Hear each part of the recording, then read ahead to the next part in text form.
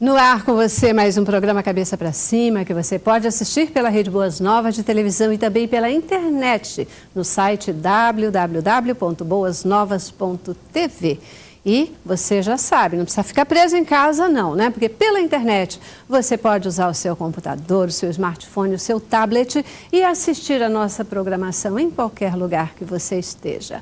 www.boasnovas.tv. Esses passos que a gente dá, eles são possíveis, porque além dos investimentos naturais de todo investidor, nós temos também uma turma de pessoas que são um exército que oram pela Boas Novas, que semeiam na Boas Novas e que viabilizam que a cada dia mais nós possamos estar aí pertinho de você, 24 horas por dia, levando uma programação diferenciada, de qualidade, que transforma, que informa, que edifica a sua vida. É a Boas Novas fazendo diferença e mantendo você de cabeça para cima. Você que ainda não é um semeador, você pode também vir fazer parte desse exército. Liga lá, 2126-300 ou entra no nosso site e deixa Deus te usar. Pela tua semeadura e pela tua vontade de cumprir o ID de Jesus. 91% dos homens concordam que a violência contra a mulher é crime e que ela precisa ser combatida. São dados do Datafolha. Mais da metade desses homens, contudo, eles consideram também que as leis existentes de proteção contra essa mulher que denuncia a violência, essa lei ela é frágil. E, em vez de proteger, ela acaba expondo ainda mais essa mulher à violência. Você pediu e hoje a gente volta a esse tema, só que falando da violência contra a mulher do ponto de vista dos homens. Veja o nosso informativo e participa conosco. A maior parte da sociedade conhece a Lei Maria da Penha e considera crime a violência contra mulheres. Só 9% dos homens acham que esse tipo de violência não deveria ser tratado como crime. Os dados fazem parte da pesquisa A Percepção da Sociedade sobre Violência e Assassinato de Mulheres, apresentada em São Paulo. Entre os entrevistados de ambos os sexos e todas as classes sociais, 54% conhecem uma mulher que já foi agredida por um parceiro e 56% conhecem um homem que já agrediu uma parceira. 69% afirmaram acreditar que a violência contra a mulher não ocorre apenas em famílias pobres. O estudo mostrou que 57% das pessoas acreditam que a punição dos assassinos das parceiras é maior hoje do que no passado, mas metade da população considera que a forma como a justiça pune não reduz a violência contra a mulher. Cerca de 85% dos entrevistados acham que as mulheres que denunciam seus parceiros correm mais riscos de serem assassinadas.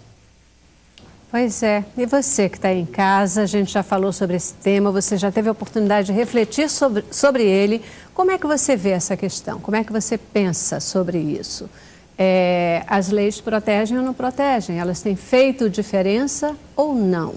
Violência contra a mulher, sob o ponto de vista dos homens, é o nosso tema de hoje. Recebo aqui no estúdio Luiz Fernando Gevaer, advogado da área de família, sempre aqui com a gente. Bom, porque sua esposa esteve com a gente quando a gente falou a primeira vez sobre esse tema. Eu até fiquei com inveja e disse, quando é que a nossa vez chegou? A gente está feliz de estar aqui, o prazer de estar aqui com vocês novamente. Obrigado pelo convite. Obrigada ao senhor por estar aqui, doutor Gevaer. Também conosco Aramis Brito, ele, você também já conhece, pastor da Igreja Reformada Água da Vida, lá em Itaguaí. Obrigada por estar aqui com a gente. Eu que agradeço, Celeste, mais uma vez estamos aqui para falar de um tema tão importante para esse tempo, né, para a nossa geração, e eu acredito que será um programa muito abençoado e renovador para a vida de muitos. Isso aí. Ainda conosco hoje, Sérgio Leal, pastor da Igreja Batista, militar, também sempre que a gente chama. Pastor Sérgio está aqui com a gente. Obrigada mais uma vez, pastor. Eu que agradeço a oportunidade, né? Para nós é um grande privilégio estar com vocês sempre e que possamos cumprir o nosso papel hoje, que é ser usado por Deus para esclarecer aqueles que nos ouvem e assistem esse programa. Amém. E olha, completa o nosso time de hoje, o Brian Kibuka. O Brian, a primeira vez que ele vai estar comigo aqui no Cabeça para Cima. Ele que é pastor da Igreja Batista Jardim Joari, em Campo Grande. Muitíssimo obrigada por estar aqui. Eu que agradeço. Bom dia. Deus abençoe, nos ajude-nos e nos dê a condição de elucidarmos esse tema tão importante. Perfeito.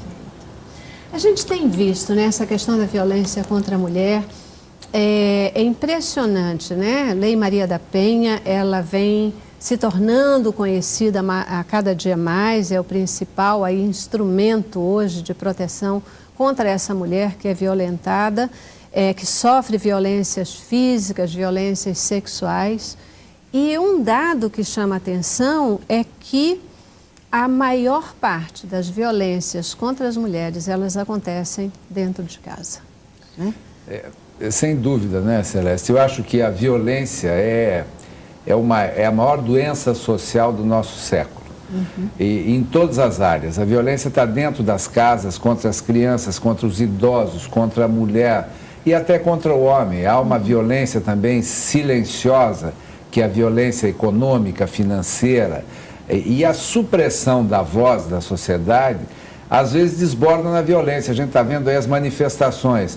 As manifestações que hoje são imperativo na sociedade brasileira, porque não havia essa voz do povo podendo reclamar corretamente e democraticamente, às vezes extrapola para a violência, que é a violência daquele oprimido, né? Então, eu acho que a Lei Maria da Penha, eu falo na condição de advogado, militante na área de família há mais de 30 anos, foi o maior avanço legislativo que o Brasil experimentou. A Lei Maria da Penha trouxe, junto com um arsenal de medidas para o juiz, porque o direito brasileiro é baseado no direito positivo. Não tem direito se uma lei não estabeleça. Então, se não tem lei, o juiz não pode julgar. Ele tem que se basear por analogia nos costumes, etc. E a Lei Maria da Penha trouxe um arsenal inédito na legislação brasileira. Foi a primeira vez que um juiz pôde determinar o afastamento em metros do agressor da vítima. Então, por exemplo, nunca tinha se ouvido falar no Brasil, antes da Lei Maria da Penha, nessa possibilidade do juiz determinar o seguinte: olha, você é agressor, saia de casa imediatamente. E se não sair espontaneamente, o oficial de justiça com força policial vai lá e retira. Além disso, ela coíbe a repetição, porque permite que qualquer transgressão resulte em prisão imediata. Além disso, o próprio juiz da violência doméstica, no caso que essa vítima seja a esposa do agressor, pode fixar pensão alimentícia, pode determinar a guarda de filhos, pode até determinar e decretar o divórcio das partes. Então, é uma legislação das mais avançadas do mundo. Ela tem a sua execução um pouco dificultada em função da falta de recursos próprios e de uma certa agilidade. Ela tem também hoje uma utilização, às vezes, perversa de quem se diz falsamente vítima da violência e não é. E com isso, às vezes, há, em poucos casos, mas há, às vezes, falsas denúncias. Mas, no geral, é uma lei maravilhosa. E vou te dizer o seguinte: junto com o Estatuto da Criança e do Adolescente, a Lei Maria da Penha são as duas legislações, nas suas respectivas áreas, as mais modernas do mundo. Perfeito. O Brasil, então, avança muito legislativamente e dá um arsenal para os operadores de direito poderem atuar nessa questão que é extremamente importante, que é a violência contra a mulher. A gente nem tem dúvida quanto eu vou chamar beleza da lei, né? A profundidade da lei. Mas, na prática, e aí as próprias pesquisas indicam a opinião não só das mulheres, mas também dos homens, essa lei, embora ela seja uma lei muito boa, ela não é nem eficiente, nem eficaz. Ela nem produz os resultados que deveria produzir, e a forma de execução dela também não é bacana, porque acaba, em vez de proteger, na maioria das vezes, expondo mais essa mulher ao risco. Queria ouvir a opinião de vocês. Um problema que é preciso compreender, e eu vou falar no campo evangélico, é um problema grave. Há uma previsão na lei no tocante a abuso moral, mas o conjunto de valores às vezes mal compreendidos, porque são aceitos não biblicamente, mas culturalmente, acabam condicionando a se compreender valores, por exemplo, da palavra de Deus de forma equivocada. Por exemplo, nós temos dois lados nesse campo. O lado dos que dizem que o lugar da mulher é um lugar subserviente, entendendo submissão como subserviência. E aí sujeitando a mulher a abuso moral. E o outro lado apontando ou acusando autores bíblicos de misoginia, de terem ódio às mulheres. Paulo não tem nem como se defender disso. Nem é Paulo que fala exatamente sobre o silêncio da mulher, quem fala é Pedro, na primeira carta de Pedro, capítulo 3, mas jogam para Paulo, porque é o autor de mais cartas. Mas é desconhecido das pessoas, por exemplo, e até a tradução não nos ajuda, que é um princípio da carta paulina de Colossenses, por exemplo, 3,19, diz lá: maridos, amai a vossa esposa. A começar está no singular. É para dizer que os maridos devem ter cada um deles uma só mulher. E não a trateis com amargura. A tradução, do jeito que ela está posta, parece assim: não ter um sentimento ruim em relação a ela, mas não é bem isso. No original grego, ali, não é amargura, é agressividade, violência. Então, o princípio não é compreendido porque na transição, na tradução do texto, às vezes, há uma tradução cultural do texto, em que se admite que uma mulher, por exemplo, tenha que se sujeitar a 3 papéis: o papel do silêncio, o papel da subserviência e o papel de estar sempre em segundo plano. Mas quando você analisa os mesmos textos, os textos não dão margem para isso. Eles foram entendidos assim, mas eles não dizem isto. Então, se for investido, a lei já existe, mas se nós agregarmos à lei uma leitura dos textos da palavra de Deus um pouco mais apropriada, o que nós vamos fazer é descobrir que muitas pessoas cometem abusos que nunca vão ser coagidos por essa lei, mas que podem ser impedidos por uma boa instrução, uma instrução mais adequada. Verdade, até porque os homens preferem ler o outro versículo, né, que diz: mulheres sejam submissas a vossos maridos, e acabam não lendo o restante, né?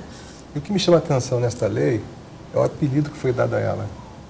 Estive pesquisando um pouco, né, por que esse nome, Maria da Penha, e pude observar que essa mulher que sofreu tanta agressão, a princípio ela foi baleada pelo esposo, ficou paralítica. Depois, ele não conseguindo matar por ciúmes, ele tentou eletrocutar essa mulher e afogá-la. O que chama a atenção nisso aí, nesse fato, é que ela precisou passar por 2 momentos difíceis para ter coragem em denunciar. Então, eu creio que o grande problema está no fato da mulher, ou até mesmo do homem, do menor, do idoso, como o doutor falou aqui há pouco, demorar a tomar uma atitude. Eu tenho exemplo disso, né? No próprio ministério. Aconteceu comigo um fato há muitos anos, posso citar aqui, sem citar nomes, de uma senhora com mais de 80 anos de idade que sofria, né, abusos de um filho de criação.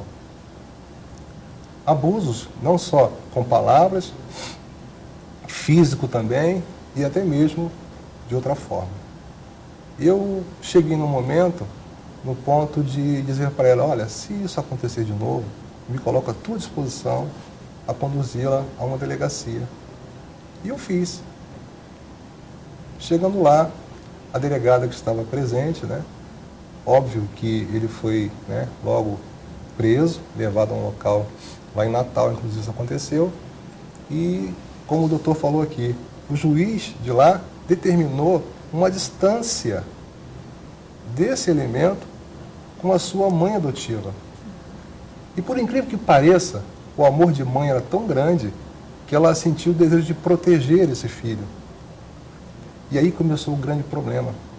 Havia uma decisão judicial que proibia este homem de chegar próximo da sua mãe. No entanto, ela, por amor ao filho, deixou ele se aproximar. E, infelizmente, por mais que a gente tente ajudar, às vezes, as pessoas nessa hora, elas são tomadas por sentimentos, como, por exemplo, esse sentimento materno, né? Nesse caso, a gente tem a questão do sentimento materno, né? Mas muitas vezes a gente tem mesmo a necessidade, a subserviência, o domínio financeiro. A própria saída da mulher para o mercado de trabalho vem, talvez, minimizando e melhorando esse tipo de questão. Mas, muitas vezes, ela é dependente mesmo, ela depende daquele marido, ela depende daquele companheiro para tocar a sua vida e ela não se sente com coragem de sair desse jugo, né? Demora a denunciar, né? Demora a denunciar, porque só quando a situação chega num extremo muito grande é que ela denuncia. A gente já vai precisar fazer o nosso primeiro intervalo, mas eu queria voltar conversando com vocês um pouquinho nessa questão desses fatores culturais, né? Desses fatores culturais que muitas vezes fazem com que tanto a mulher fique mais subjugada, quanto levam o homem a achar que ele realmente tem o direito de bater, de fazer e acontecer e não ser criminalizado por conta disso. Tá? Vamos para o intervalo e a gente volta já já. Cabeça pra cima, cabeça pra cima. Você pediu e a gente está aqui falando sobre a violência contra a mulher sob o ponto de vista dos homens, com um time muito especial, pastores, advogados, especialistas aqui no tema, falando sobre essa questão. E queria ouvir um pouquinho, então, essa opinião de vocês sobre essa questão mais social da mulher que, muitas vezes, ela não tem a coragem de denunciar, ela se sente meio que, isso é assim mesmo, né? E desse homem que também acha que, porque ele é homem, ele pode bater, é quase que papel do homem, ele é mais macho quando ele reage dessa forma, né? E acha que está tudo certo. Historicamente falando, nossa sociedade é ultra machista, né? Somos uma sociedade machista, centrada na força física do homem, numa subserviência da mulher. E por muitos anos a mulher concordou com isso, porque não tinha também como sair disso. Não tinha lei que amparasse, não tinha pessoas que se aproximassem. A mulher era fadada a ser aquilo ali: mãe, esposa e dona de casa. E por muitos anos isso prevaleceu. Mesmo nas casas que não tinha uma violência física, tinha violência por palavras, né? Cala a boca, eu que mando aqui. Eu vivi, a minha família, eu não vi nem meu avô, nem meus tios, nem meu pai bater nas mulheres. Mas vi muita palavra de ordem. Eu que mando. Quem bota dinheiro aqui dentro da casa sou eu. Tão comum, né? Você tem que me respeitar. Olha aqui. A Bíblia diz que a mulher tem que ser submissa ao homem, usando textos bíblicos.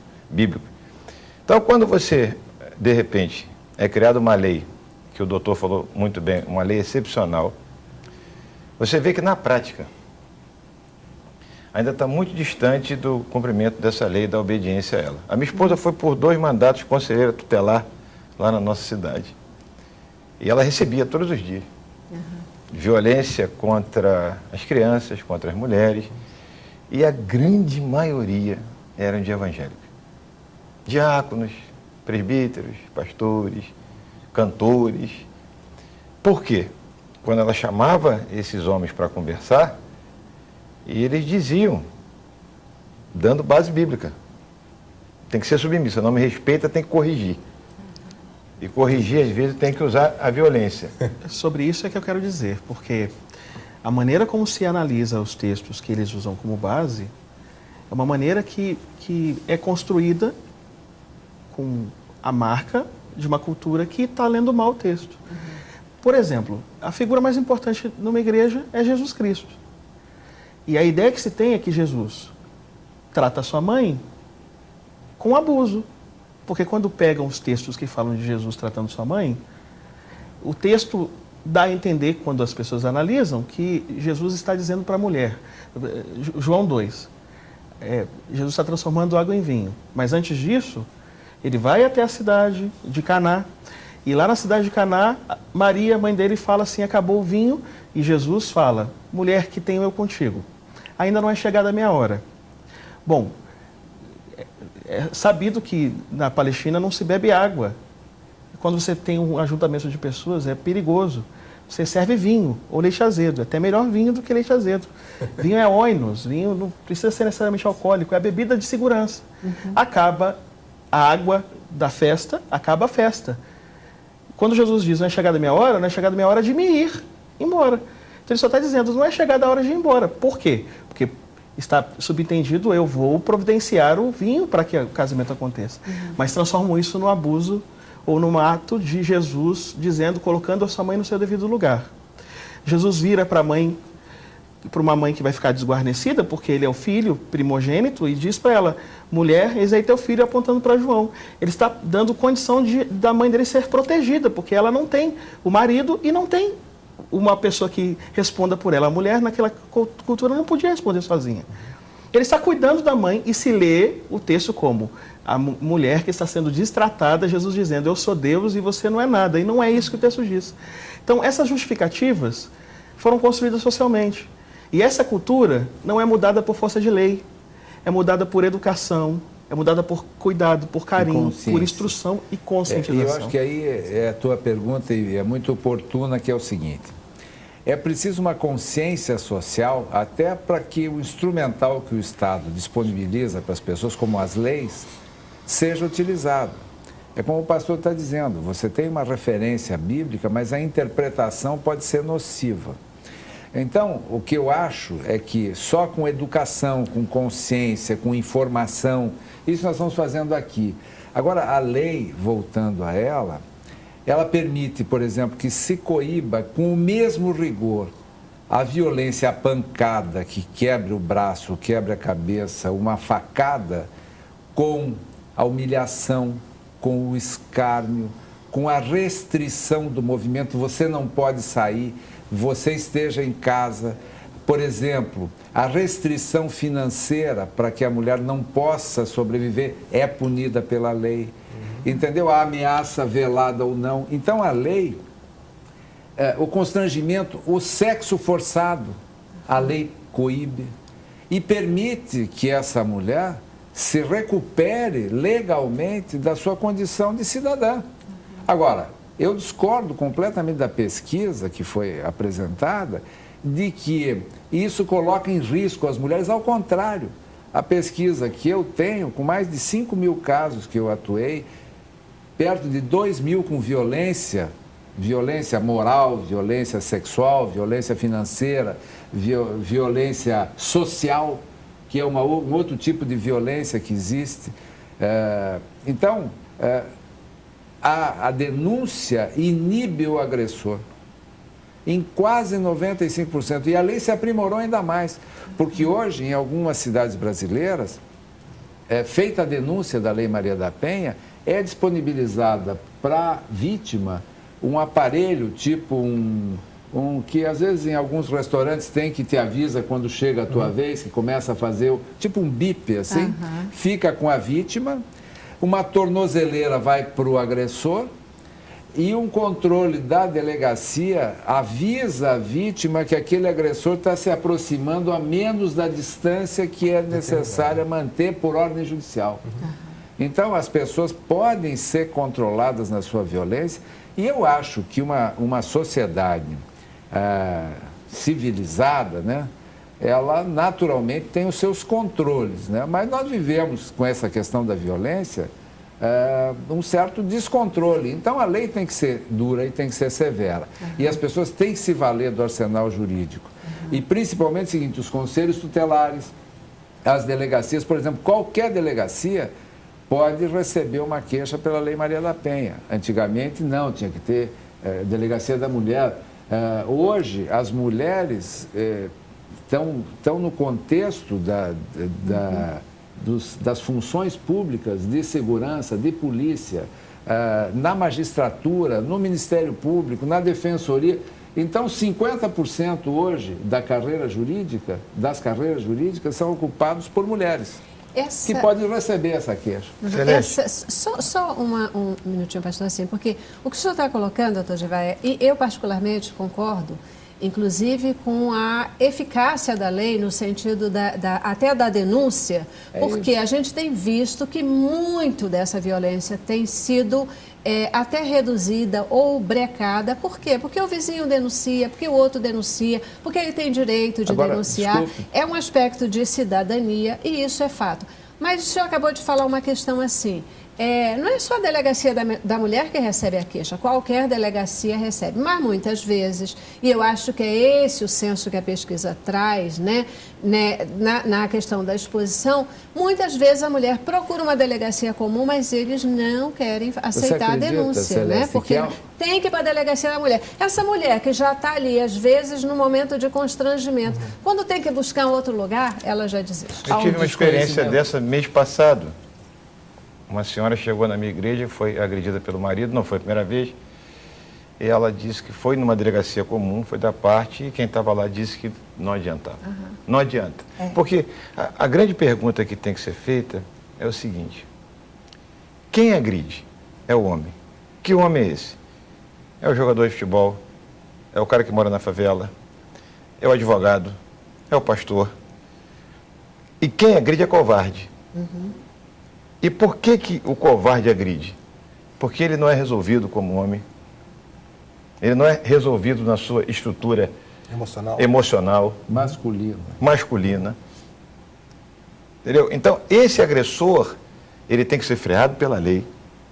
A lei tem que ser duríssima e é duríssima com ele. Ele precisa de tratamento e muitas vezes ele nega ser tratado porque ele tem uma proeminência na sociedade. Então ele, poxa, vai ser uma vergonha eu ser tratado nesse aspecto emocional se eu sou o proprietário daquela empresa, se eu sou esse cara famoso, esse pastor que... Então a gente precisa... É muito complexo esse assunto. Agora, deixa eu te dizer uma coisa importante. A falta de informação. Por exemplo, a violência evolutiva. Ela começa com um empurrão, com o destratamento, sua isso, sua aquilo, você é uma vaca, você é isso, você não sei o que. Começa a ter um tom de brincadeira às vezes. Esse desrespeito tolerado faz com que venha o tapa. O tapa tolerado faz com que venha a pancada. Mas há um outro nível de violência que eu acho que precisa... Porque a violência mais corriqueira e mais comum, essa eu concordo, a lei dá base e com conscientização conseguimos. Mas a violência simbólica de construir a imagem de uma mulher inferior, de uma mulher subordinada, essa tal, mesmo que você vá denunciar, como que alguém vai denunciar assim? Eu fui coagida a ficar quieta numa comunidade de fé porque eu não posso falar sobre um determinado assunto. Esse tipo de violência, nós ainda não temos preparo social para isso, porque precisa de educação. Mas isso é um processo evolutivo. Exatamente. Aí chegou aqui a colocar. Mas aí eu creio que a minha contribuição é dizer que dentro das comunidades de fé, dentro das igrejas, é esse ponto que eu acho que é a minha contribuição aqui, é dizer que, lendo a Bíblia melhor, nós podemos contribuir com a sociedade. Nós podemos aprofundar a lei que já existe, mostrando para uma outra posição da mulher, que não é mais a mulher que se lê, mulher, Efésios 5:22, mulheres sejam submissas aos vossos maridos, mas que não se consegue entender o que significa. Maridos, amai as vossas esposas como Cristo amou a sua igreja. Submeter-se ao vilipêndio agora, em favor da mulher é submeter-se, como a mulher é submissa. Só para dar um tom de humor, para aliviar o nosso tema aqui, eu tento explicar para minha mulher esse negócio da submissão, ela não entende. Eu acho que a gente vai precisar fazer um ponto sobre isso lá em casa. Olha só, eu queria fazer uma pergunta aqui. Por que ela não entende? Ela insiste em dizer que essa é uma parte da Bíblia, sabe? Mas brincadeira, o que eu acho é o seguinte, o pastor sabe que existem também níveis de vínculo religioso, né? Nós estamos aqui numa emissora religiosa, com pessoas vinculadas à religião, somos todos evangélicos, mas o mundo não se restringe às igrejas. Exatamente. Então, veja só, a igreja hoje é um agente social também importante de informação, de consciência, de cidadania. E esse papel a igreja tem que fazer. Exatamente. Só que ela não pode fazer porque ela internamente também não se arejou. Está com medo de abrir, etc. Então, eu acho que alguns temas são tabu, são preconceituosos dentro da igreja, são tratados de forma equivocada. E eu acho muito boa a sua palavra no sentido de trazer tecnicamente e à luz da Bíblia, teologicamente, uma interpretação mais arejada. É sobre isso que eu queria falar aqui. Porque a mulher tem que ser submissa no contexto da submissão que o marido também tem que ser submisso à Exatamente. família. Verdade. Ele também tem que ser o chefe da família, ele tem responsabilidades Exato. É e tem mantenedor. deveres. Esse é o ponto. É a Agora- submissão que leva ao entendimento É isso, coletivo, Isso. à expressão do desejo coletivo, a realização daquilo que é bom para o casal e não que é bom para um só. O marido que né? ama, o marido que ama se submete. A mulher que se submete ama. Porque submissão e amor são dois princípios bíblicos. Exatamente. Eles não são contraditórios, eles são Completamente complementares. complementares. Pegando um gancho aqui na palavra do pastor Aramis, né, ele falou inicialmente que os grandes casos de agressão ocorrem dentro da igreja. Eu pergunto aqui, o que as nossas igrejas têm feito em termos de aplicar essa lei, que não é uma lei nova, e trazer com mais esclarecimento a um público-alvo, que é a igreja, e que não tem, às vezes, o conhecimento que um advogado possui. Eu estava pesquisando, ao que me parece, se não estiver errado, a Igreja de Confissão Luterana já elaborou uma cartilha que ajuda os seus membros a interpretarem melhor esta lei. Então fica aqui no ar aqui um desafio sugestão. Boa para os sugestão. pastores, Muito boa. para os líderes. Por que não preparar uma cartilha que facilite? Porque eu, como não sou advogado, meu filho é advogado, né? O senhor é advogado, pega um documento desse e interpreta de maneira muito clara. Agora o leigo, o cidadão, o membro da igreja, a vítima, O que é ela bacana... não é preparada, ela não vai usar a lei existe, ela não vai usar. Por quê? Porque não foi ninguém. O que é pra bacana é que a preparar gente ali. está falando aqui com lideranças, né? Lideranças religiosas, lideranças do ponto de vista do direito, etc. E vocês, como pessoas absolutamente cultas, podem chegar aqui e falar dessa questão da violência em diferentes campos. Eu penso que é mesmo uma questão agora de evolução. Para a gente poder chegar nesse nível de combater a violência intelectual, a violência psicológica, a violência que está nessa submissão colocada, que não está colocada pela Bíblia, a gente tem que vencer terrenos e ter uma lei que mostra que a violência ela é crime, a violência física, aquela que a gente consegue ver e sentir, é um grande passo e um caminho para a gente chegar até. Eu quero voltar a esse assunto, mas eu já tenho que parar, a gente já estourou esse tempo, a gente dá uma paradinha, mas volta já já e continua. Vamos lá. Cabeça pra cima, cabeça pra cima. É isso aí, gente. Como você vê, é um processo, né? Um processo do qual todos nós fazemos parte e realmente tem muito a que se caminhar, né? Uma mudança cultural violenta que precisa acontecer, é uma mudança social que também faz parte disso, uma mudança nas nossas igrejas, na cultura das nossas igrejas, né? Porque tem um outro aspecto, quando Deus criou a mulher, Ele o fez para que ela fosse uma ajudadora do homem, né? É uma ajudadora e não alguém que está ali para ser subserviente. O modelo de exercício do poder é um modelo ancestral, que é um modelo masculino. O próprio modelo do Antigo Testamento da Bíblia é o modelo patriarcal, é o modelo judaico, onde as mulheres, até bem pouco tempo atrás, nem podiam ingressar no templo. E até hoje, em algumas sinagogas mais ortodoxas, também copiados por algumas igrejas mais ortodoxas, as mulheres ficam separadas dos homens. É relegado um papel secundário e um espaço menor, subalterno para a mulher. Mas houve uma evolução, sem dúvida nenhuma. Se pensar que no Brasil, há 50 anos, a mulher não votava, então, não estamos falando de 2 séculos, de 3 séculos, nós estamos falando de 50 anos, 70 anos. E hoje nós temos uma presidente, né? Uma presidente. Na Marinha mas temos um almirante. Almirante na Marinha. Mas na própria Bíblia, E não sei quando. Não, mas já é um avanço. Perfeito, perfeito. Não, eu gosto de olhar para onde o vento sopra. Não, mas a própria E eu Bíblia acho que é isso, tem evolução. mas a própria Bíblia que tem essas marcas patriarcais, você mencionou muito bem, Celeste, quando diz lá que a mulher é auxiliadora idônea, é mais forte do que o português diz, porque está lá, Ezer Canegdor. Ezer é uma palavra só usada para Deus. A mulher ajuda o homem como Deus, e só Deus pode ajudar um homem.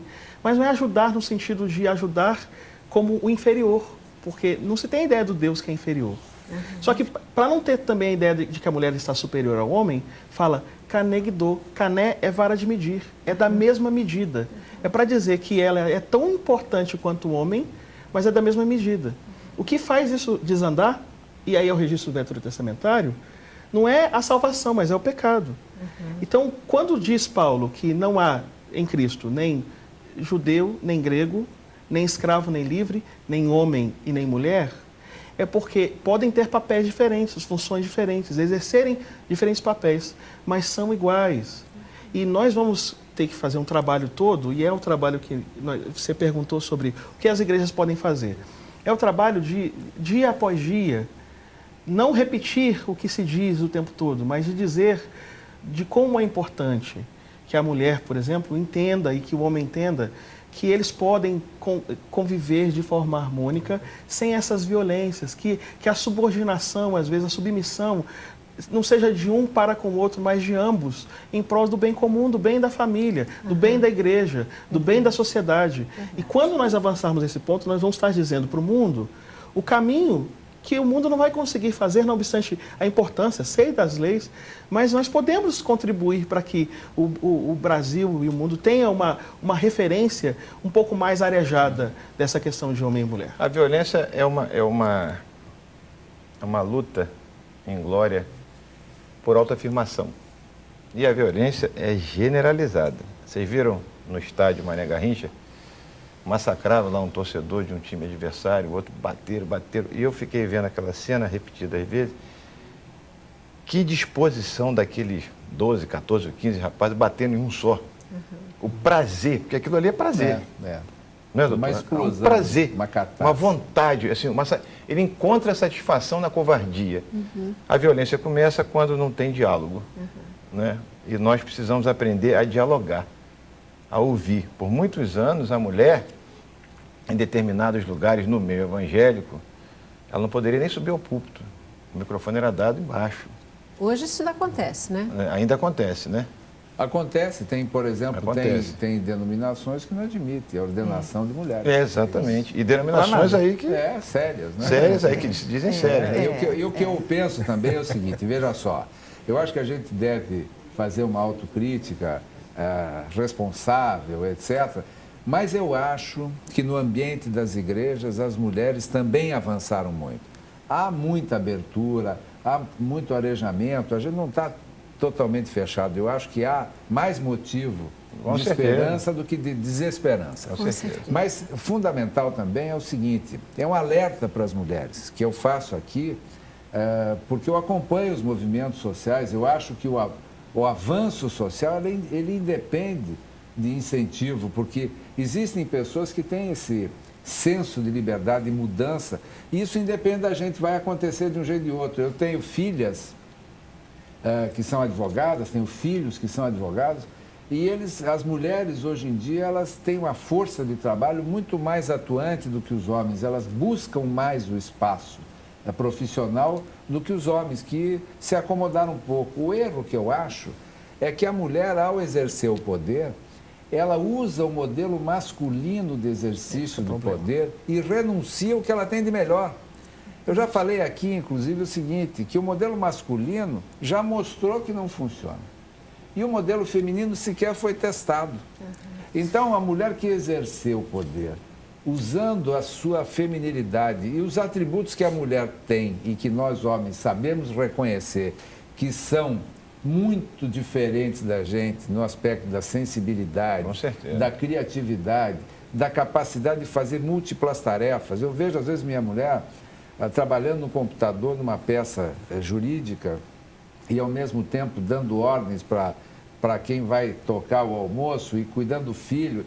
Elas são multitarefas. E o homem não tem essa capacidade, o homem convencional. Nós somos monotarefas. Então, é como se a gente fosse, vamos dizer, um computador de primeira geração e as mulheres são computadores de quinta geração. Agora, usam mal o poder que têm pela falta de experiência, mas eu acho que só na tentativa e erro e acerto é que as mulheres vão encontrar o seu verdadeiro papel. Eu acho que é uma na sinalização, sociedade. a percepção do que tem sido colocado disso mesmo, né? A mulher, na busca de ocupar o seu espaço, ela reproduz o modelo masculino e a gente já tem absoluta convicção de que não é por aí. Mas queria provocar vocês com uma outra questão, porque a gente sempre ouve o seguinte, né? Tá bom, mas esse modelo machista é um pouco do que a gente está falando aqui, né? Esse conceito de que o homem que é macho, é isso mesmo, é esse homem que é duro, que se for preciso bate, ele é construído pela própria mulher, porque é a mulher que educa os filhos, né? Como é que vocês veem essa questão e qual é a responsabilidade que vocês sinalizam aqui dos homens, no sentido da construção dos princípios e valores dos filhos, tanto homens quanto mulheres? As mulheres de valores diferentes desses que estão aí, né, a própria mulher, e dos meninos no sentido deles poderem não se, vou usar a palavra aí, não se emprenhar pelos ouvidos de que macho é essa figura. É interessante, lá na minha casa, nós não usamos da violência de forma alguma. Nem pegando o texto bíblico que corrigiu seu filho com vara. Nós não usamos. Não estou discordando do texto, porque nós não usamos. A gente, desde pequeno, a gente procura o diálogo. E o diálogo, eu e ela, com eles. Então, eles aprenderam, que já estão todos grandes, né? Desde pequenos, a assimilar a minha opinião e a da mãe. Muitas vezes era uma opinião em conjunto, boa, a gente somava ali para eles, e algumas divergências que eles tinham a capacidade de, no crescimento, analisar e depois perguntar, pô, você discordou da minha mãe, por que aquilo ali? Eu acho que a violência, bato nessa tecla, a violência é a negação ao diálogo. Quando você não consegue dialogar, quando você não consegue ter paciência para ouvir, paciência para acompanhar o período, o crescimento, o desenvolvimento dos seus filhos, você opta pelo caminho mais curto, que é a vara. Eu queria abordar um pouquinho esse tema que você falou, de que se as mulheres criam homens machistas e mulheres submissas, ou não. Eu acho que esse modelo da mulher criando a família, embora 55% das famílias brasileiras sejam dirigidas por mulheres, e essa é uma estatística recente do IBGE, famílias inteiras que são comandadas por mulheres, porque os homens vão embora e deixam a família por conta da mulher. Então, apesar disso, eu acho que existe um novo homem no mercado aí, na praça, né? Que é o homem mais sensível, com características que sempre foram nominadas como femininas, mas que não são do ser humano, porque são características inerentes à condição humana.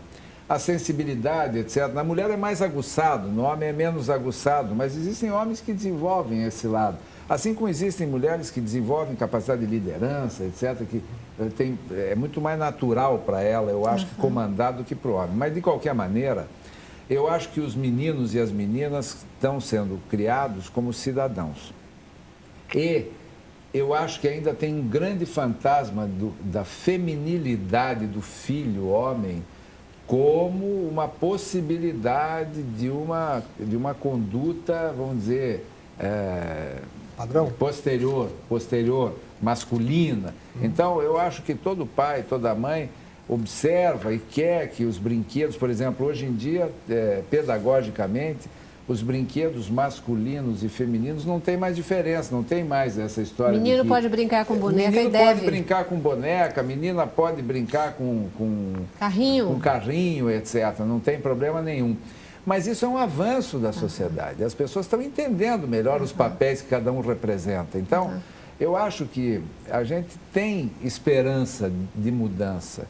E eu acho que o arsenal legislativo, e retomando o início do programa, é um norte, é o limite. Então, uma sociedade, quanto mais evoluída ela é, menor é o seu judiciário.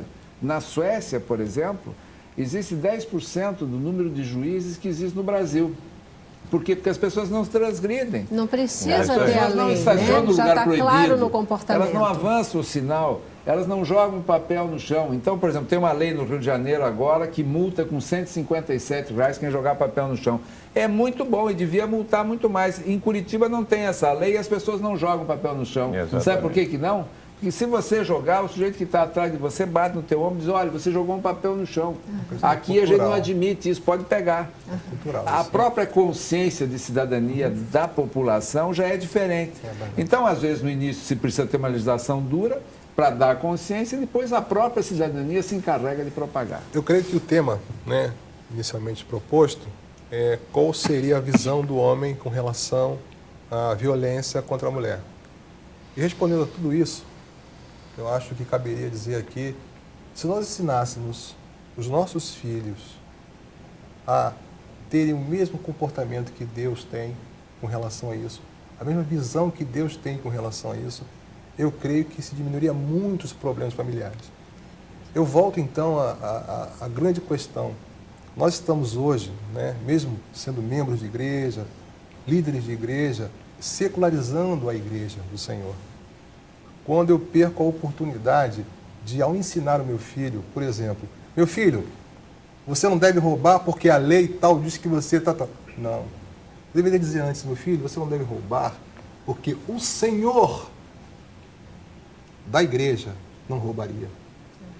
Porque o Senhor da igreja deve ser para nós o norte em tudo que fazemos. E o grande problema da família hoje, de maneira geral, tem sido esse. Esses valores bíblicos, valores que realmente agregam e não segregam, estão ficando de lado para que as coisas seculares tenham mais importância do que as coisas que são inerentes a Deus. Perfeito. A gente já precisa ir para o nosso último intervalo. Mais uma vez estouramos, hoje está demais, né? Mas a gente dá a nossa última paradinha e volta aqui para nossos comentários finais, tá bom? Vamos lá. Cabeça pra cima, pra cima.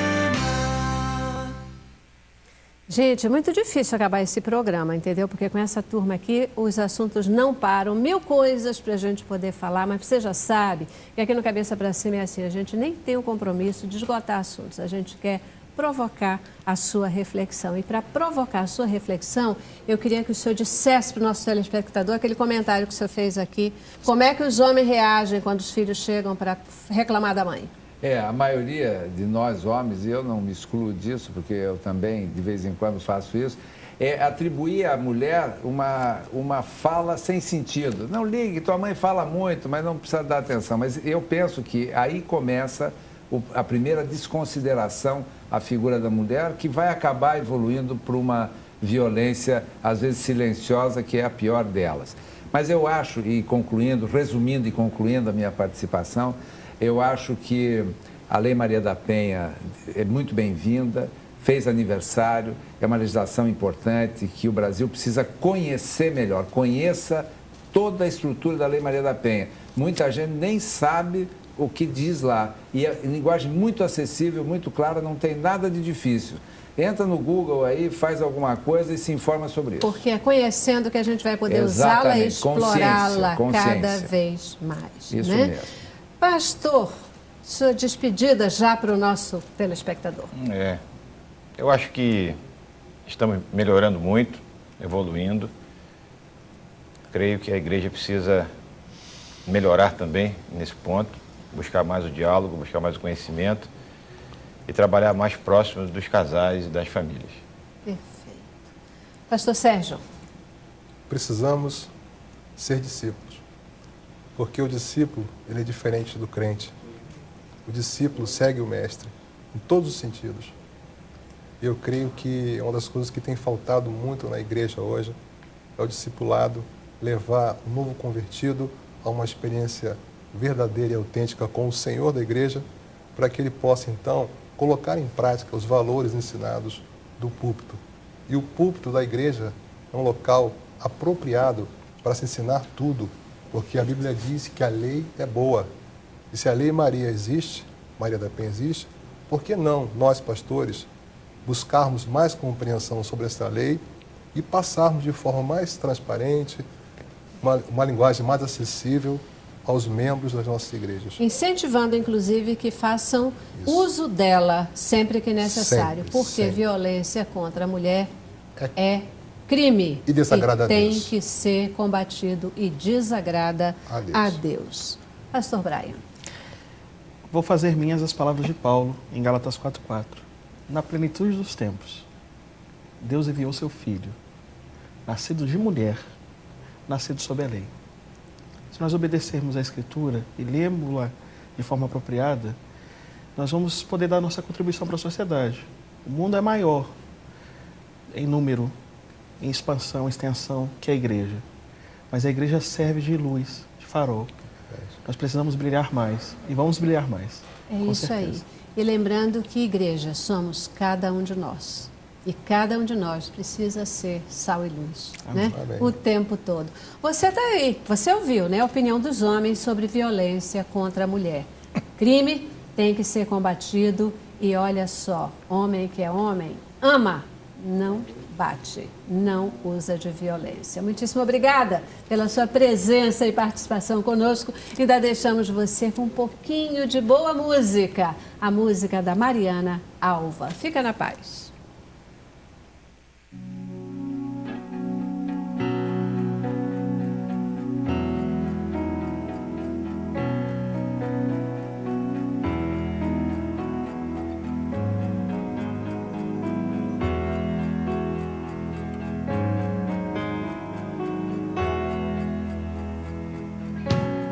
Se fraco estou, força, esperança, eu encontro em ti, luz que brilha em mim. Se forte eu sou, sei que vem lá do céu, alegria, que alegria. E hoje aqui vem pra cantar e agradecer. Não vou me calar. Tocar o céu, abrir o mar, fechar meus olhos, te ver, te amar.